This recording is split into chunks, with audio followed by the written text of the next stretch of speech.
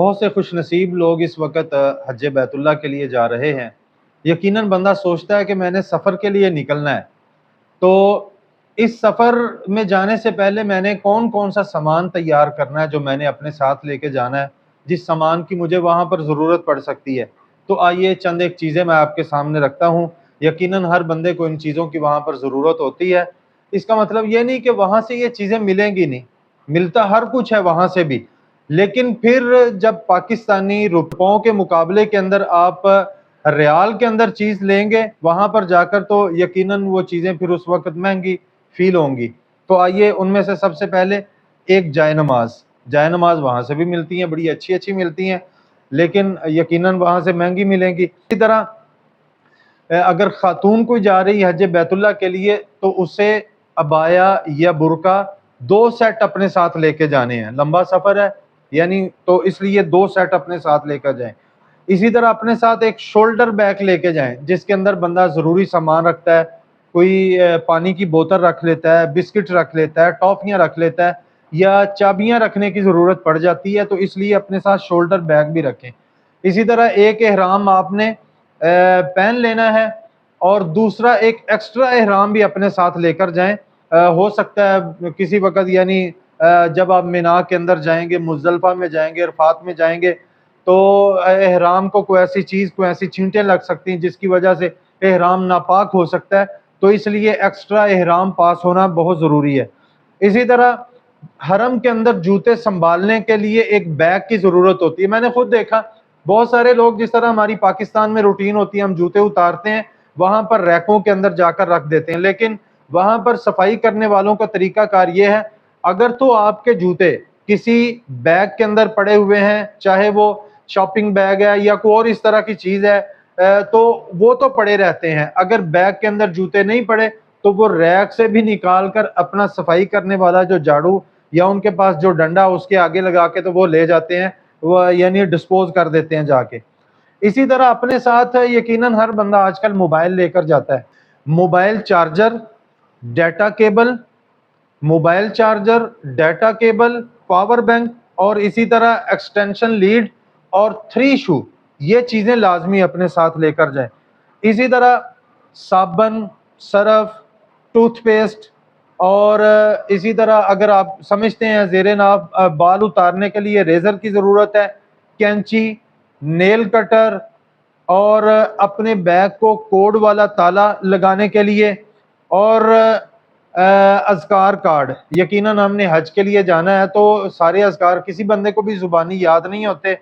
دارالسلام سے بڑے اچھے اذکار کارڈ، حصن المسلم کی کتاب مل جاتی ہے جس کے اندر سارے اذکار ہیں، تو وہ بھی ضرور اپنے ساتھ لے کے جائیں۔ اسی طرح بڑی ہی اہم چیز،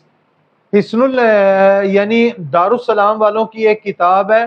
حج اور عمرہ کرنے کا طریقہ، چھوٹی سی کتاب ہے، اس کو اپنے گلے کے اندر لٹکا لیں تو زیادہ بہتر ہے۔ آپ جہاں پر جاتے ہیں اس کتاب کو کھولیں، اس کتاب میں سے دیکھیں کہ اب اس موقع پر میں مینا کے اندر اگر پہنچ گیا ہوں تو میں نے کیا کرنا ہے، عرفات میں پہنچ گیا ہوں تو میں نے کیا کرنا ہے، مزدلفہ میں پہنچ گیا ہوں تو میں نے کیا کرنا ہے، طواف میں نے کیسے کرنا ہے، صفا مروہ کی سعی میں نے کیسے کرنی ہے۔ تو ساری چیزیں بڑے ہی اچھے انداز کے ساتھ انہوں نے اس کتاب کے اندر بیان کی ہیں۔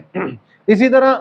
اپنے ساتھ جوتے اچھے والے جوتے 2 لے کر جائیں، کم از کم 2 جوتے، کیونکہ وہاں پر جوتے گم بھی بڑے ہوتے ہیں، اور پھر ہمارے پاکستانی لوگ بہت زیادہ یہ کرتے ہیں، کینچی چپل لے کر ساتھ جاتے ہیں، بڑا سفر ہوتا ہے، بڑا چلنا پڑتا ہے۔ آپ مینا سے عرفات میں جا رہے ہیں، عرفات سے مزدلفہ سے واپس مینا کی طرف آ رہے ہیں، پھر طواف افاضہ کے لیے بیت اللہ کی طرف جا رہے ہیں، تو بندے کو چلنا بڑا پڑتا ہے، جس وجہ سے میں نے اکثر لوگوں کو دیکھا وہاں پر جوتے ٹوٹ جاتے ہیں، پھر یا تو وہ ننگے پاؤں چل رہے ہوتے ہیں یا انہوں نے جوتے اپنے ہاتھ کے اندر پکڑے ہوتے ہیں۔ نہیں، نبی صلی اللہ علیہ وسلم نے فرمایا کہ حج اور عمرے کے لیے تم نے جو جوتا استعمال کرنا ہے، احرام باندھنے کے بعد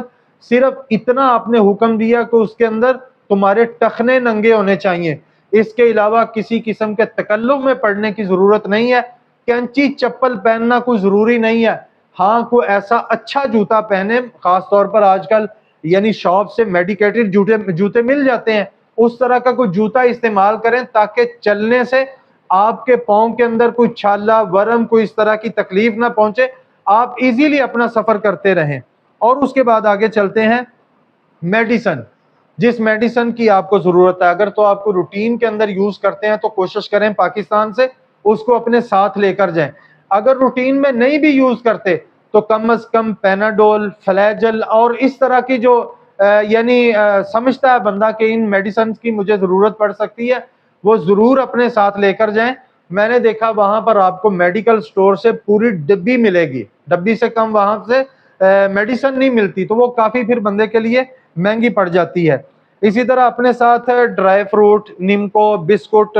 ویٹ کنڈا اور ٹیشو پیپر، اور اسی طرح اگر آپ سمجھتے ہیں دھوپ ہوتی ہے، نظر والا چشمہ اگر آپ لگاتے ہیں تو 2-3 ایکسٹرا اپنے ساتھ چشمے، وہ جو سخت والی ڈبیا ہوتی ہے اس کے اندر ڈال کے لے کر جائیں۔ ہو سکتا ہے وہاں آپ کا چشمہ ٹوٹ جائے یا گم ہو جائے، بسا اوقات ہوتا ہی ہے نا، بندہ نماز پڑھ کے اپنے سامنے چشمہ رکھ کر بیٹھا ہے، کوئی گزرنے والا اس نے دھیان نہیں دیا، آپ کے چشمے پر اس نے پاؤں دے دیا، آپ کا چشمہ ٹوٹ گیا، اب یقیناً آپ کے لیے بڑی مشکل ہوتی ہے اس کے بعد بندے کے لیے، تو کوشش کریں 2-3 چشمے اپنے ساتھ لے کر جائیں۔ اسی طرح پاکستانی لوگوں کو چائے پینے کی بھی عادت ہوتی ہے، چائے بنانے والی کیٹل، چینی، پتی، یہ چیزیں کوشش کریں یہاں سے ساتھ لے کر جائیں۔ یقیناً وہاں کے مقابلے کے اندر یہ چیزیں ہمارے لیے پاکستان سے پرچیز کرنا سستی ہیں۔ اسی طرح مینا مزدلفہ کے اندر آپ کو چٹائی کی ضرورت ہوگی، زمین پہ بیٹھنا ہوتا ہے، فولڈنگ والی چٹائی ہو، اگر کوئی اس طرح کی سمجھتے ہیں کہ آپ ایزیلی اس کو اپنے ساتھ کیری کر سکتے ہیں تو ضرور اپنے ساتھ لے کر جائیں، اور اسی طرح ایک ہوا والا تکیہ بھی ضرور اپنے ساتھ لے کر جائیں۔ اور پھر اسی طرح سارے جتنے بھی آپ کے پاس اوریجنل ڈاکومنٹس ہیں ان کی 2 کلر کاپیاں ضرور کروا لیں۔ یہ چند ایک چیزیں تھیں جو میں نے سمجھا کہ آپ کے سامنے رکھ دوں، کیونکہ جن لوگوں نے حج کے لیے جانا ہے وہ گھر سے نکلنے سے پہلے اپنی ان چیزوں کی تیاری ضرور کر لیں۔ اللہ رب العزت سے دعا کہ اللہ تعالی ہمارے اس سفر کو آسان فرمائے۔ جزاکم اللہ خیرہ۔